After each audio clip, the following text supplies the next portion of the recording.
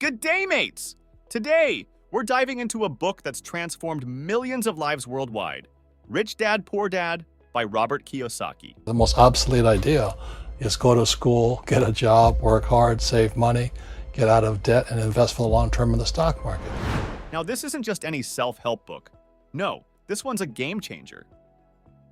It's about Kiyosaki's journey to financial freedom, guided by two very different dads. His biological father, or the poor dad, was a well-educated man with a steady job, but always struggled financially.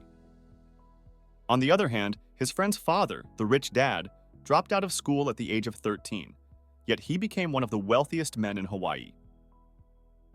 These two men, with their contrasting views on money and investment, shaped Kiyosaki's understanding of wealth and financial literacy.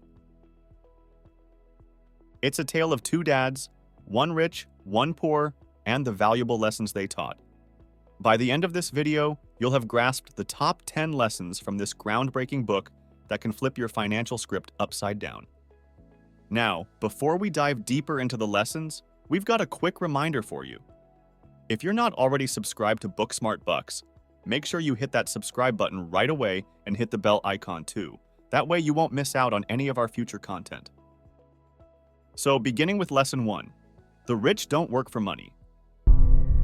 So that's why lesson number 1 in Rich Dad, Poor Dad is the rich don't work for money. What we do instead is we create businesses as entrepreneurs. We acquire real estate. The reason is because as entrepreneurs, I have more control over my income, how much I make, and how much I pay in taxes. This might have you puzzled. Hold on a second. Isn't that the whole reason we work? Well, not precisely. At least not if you're wealthy. The principle here is not about exchanging your invaluable time for cash, but rather commanding your money to work for you.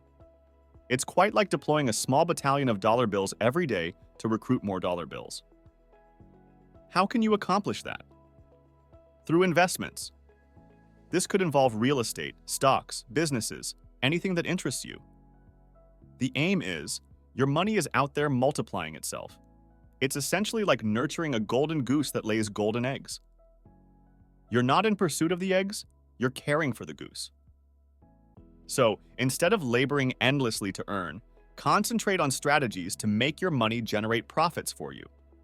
Always keep in mind, money is a tool, not a goal.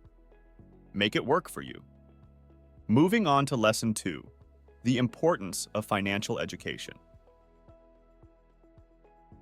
Now, when we talk about education, it's not just about knowing the difference between a debit and a credit card.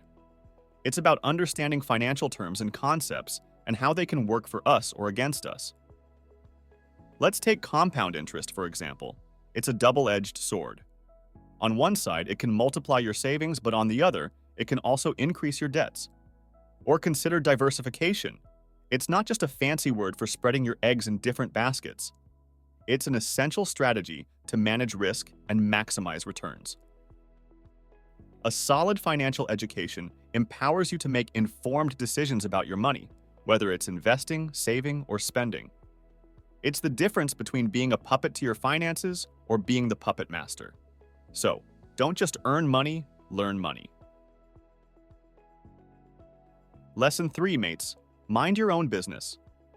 Now, don't get me wrong, I'm not suggesting you to be the office hermit. What I mean is, focus on your personal financial world.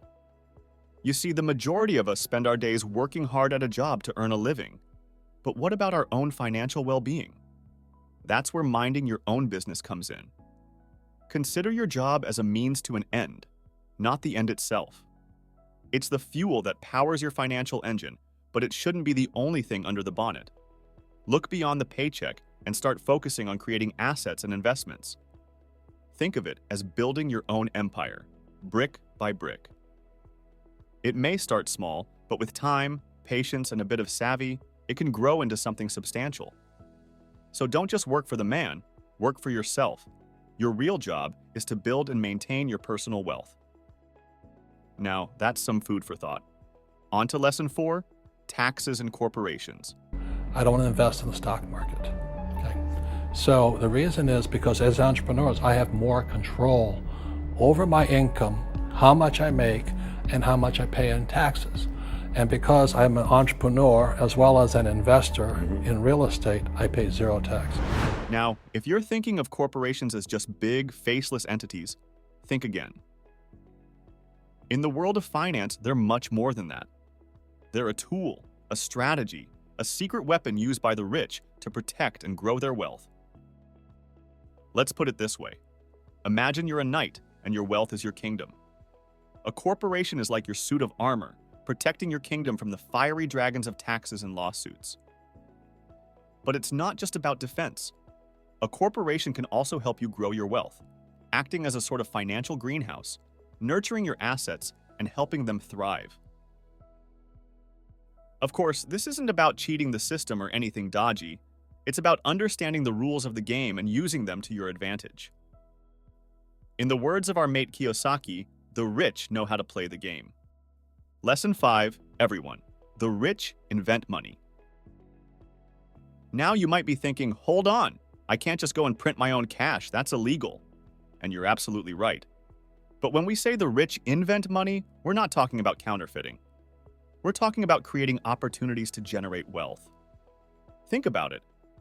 The rich don't just sit around waiting for money to fall into their laps. They're out there actively looking for ways to make their money work for them. They invest in stocks, real estate, and businesses. They're not afraid to take calculated risks and seize opportunities when they come. They're like alchemists, turning the ordinary into gold. But instead of using a philosopher's stone, they use their financial knowledge, creativity, and entrepreneurial spirit. The key takeaway here is not to be a passive player in the game of wealth. So don't wait for opportunities. Create them. Be the inventor of your own wealth. Here comes lesson 6. Work to learn, not to earn. This is a gem from the treasure trove that is Rich Dad, Poor Dad. It's not just about the dollars you pocket at the end of the day, it's about the experience and knowledge you gain along the journey. Imagine your career as a vast, unexplored terrain. Every job you take, every task you undertake, is a step forward in this terrain, uncovering new territories of skills and understanding. The more ground you cover, the more proficient you become, and the richer your career becomes. Now, don't get this wrong. Earning is important, but it's not the end goal. It's the byproduct of learning. When you focus on learning, you're not just working for today, you're investing in your future. You're empowering yourself with tools that can help you navigate through the ever-changing landscape of life. So the next time you choose a job, don't just look at the paycheck. Look at what you can learn.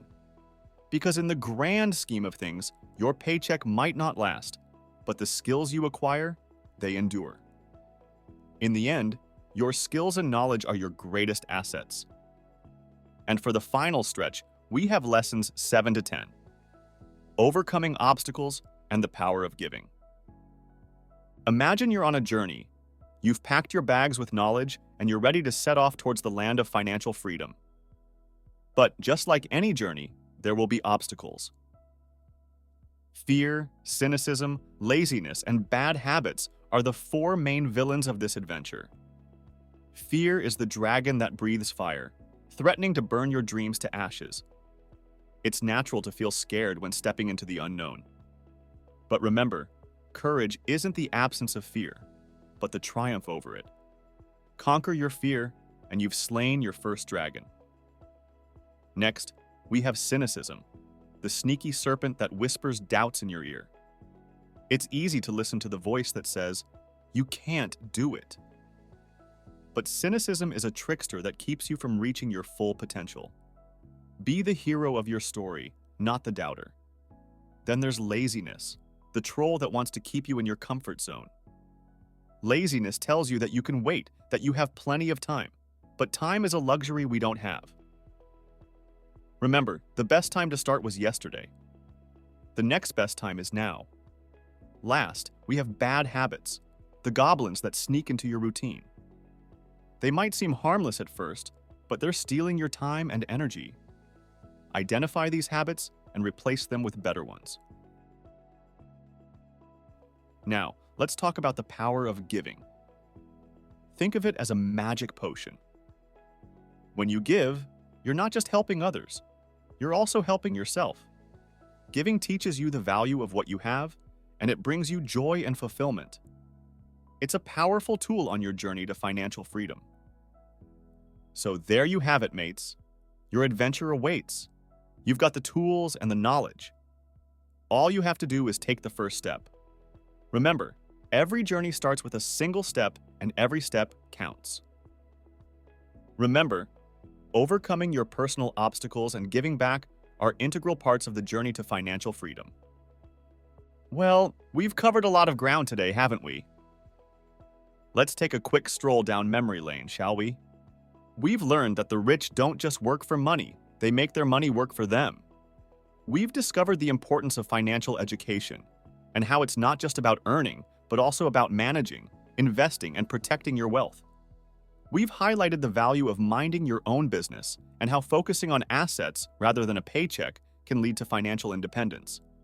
We've explored the clever ways the rich use corporations and taxes to their advantage and how they invent money by spotting opportunities and solving problems. We've realized that it's not just about working to earn, but also about working to learn.